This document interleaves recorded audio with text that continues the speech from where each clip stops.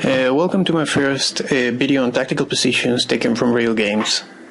This is meant to be a lower intermediate kind of video for chess players focusing on their tactical skills, just like I am.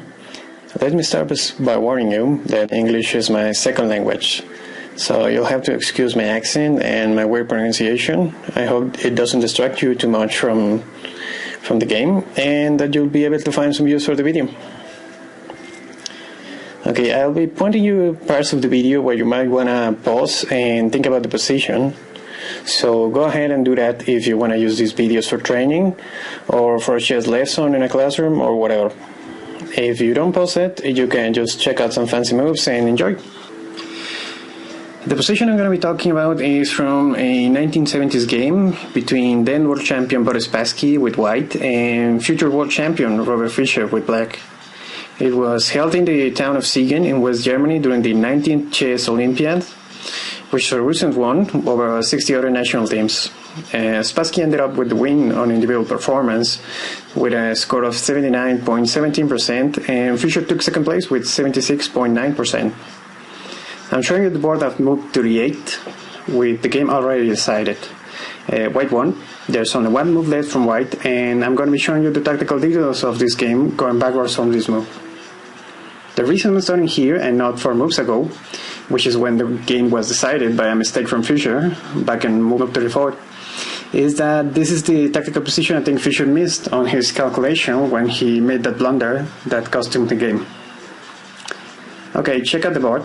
It's white to move, and there's a winning move here. Okay, there are actually 2 of them. One is far more effective than the other, and Boris Spassky, of course, played the best.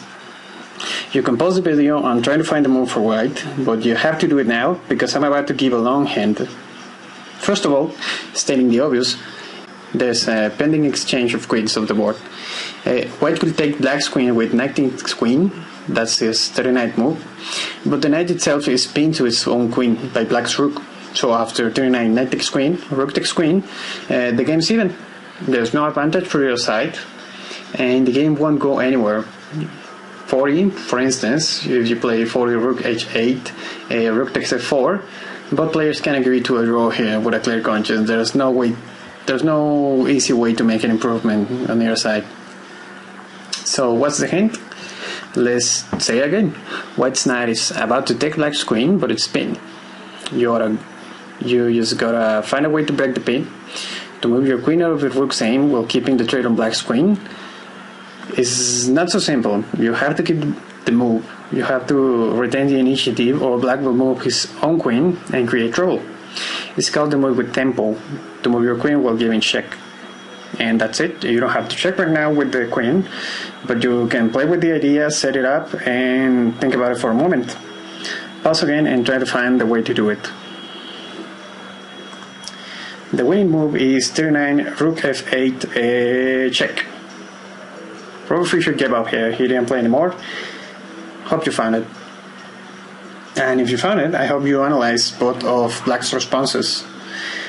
The one we talked about will be 39 king takes f8, getting away from the check. And now what? If you miss it in the first time, pause again and do the continuation, which is 40 queen h8, move away from the pin while giving check. So the threat on the black's queen is still there, but it's check. So it's pretty straight, isn't it? It's time to move. For black is 40 king f7, which is the only move. 41 knight takes queen with an advantage of queen over rook for white. It's done. The game's over. The material difference is too much, and white will win very easily this game from now on. Backing up, after 39 rook f8 check, the only other option for black at this moment would have been 39 king e6, and this is no good either. This actually leads to mate in 3. Can you see it? Pause it if you have to, check it out. The answer is 40 queen f4 check, knight e5, 41 queen takes knight check, king d7, 42 queen e8 checkmate. And that's it. Hope that wasn't so hard. I'm going to let you see the board from the startup position again and see if you can play the moves in your head, which is always a good exercise. In case you didn't see it all from the beginning, try to play it again. Now for extra points, let's do something else. I said that at move 38, right here, there were two winning candidates for 39 move. What we saw was 39 rook f8 check, which is the best one, but can you find the other one? Pause now if you want. The move is 39 queen h8 check, threatening mate in queen f8 check or queen d8 checkmate. Both are checkmate, queen f8 checkmate or queen d8 checkmate. It looks difficult, it looks unstoppable for white, and there's no way for black to defend both f8 and d8. Probably you saw this move, but it's not so good as the one we saw before, because here's black best continuation. Now if you play queen h8 at the beginning of this video, you must have seen this move for black and thought of a response. The move is queen c5 check. And now black has the initiative for a second, so this is trigger for perpetual check. White's got to play the correct moves to keep his advantage. For instance, let's say a very bad move would be king h2, which gets white out of the check, but after that queen f2 check, and then queen h1, queen f1 check. The position can be repeated forever. It's a draw. All king moves after 39 queen c5 are no good, with 40 king e2 being the lesser evil.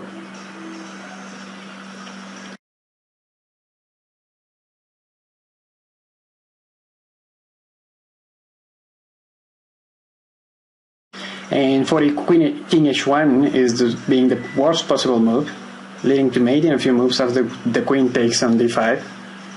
You lose the knight and you get mated in a few moves. You have to check that by yourself though. I'll just tell you that white can do no better in this position than 40, 93, queen takes knight check, rook takes queen, knight takes rook. The game is still totally one for white. It's just more of a hassle than it should have been in the first place. Anyway, I hope you enjoyed this video. I'm planning on doing another one about the same game, this time going to the 34 move, which I said at the beginning was blunder. But of course it's not so much. Fischer did miss a tactical blow from Spassky, but there's just as much positional play involved in this game as it is tactical. I hope I'll see you then. Thanks for watching. Be sure to let me know what you think of this video on the comments. If you have any questions or if you think I missed something, I'll be happy to answer. And if you have any suggestions for future videos, any criticisms, or just a favorite player you'd like to see a video about, just let me know. Thanks.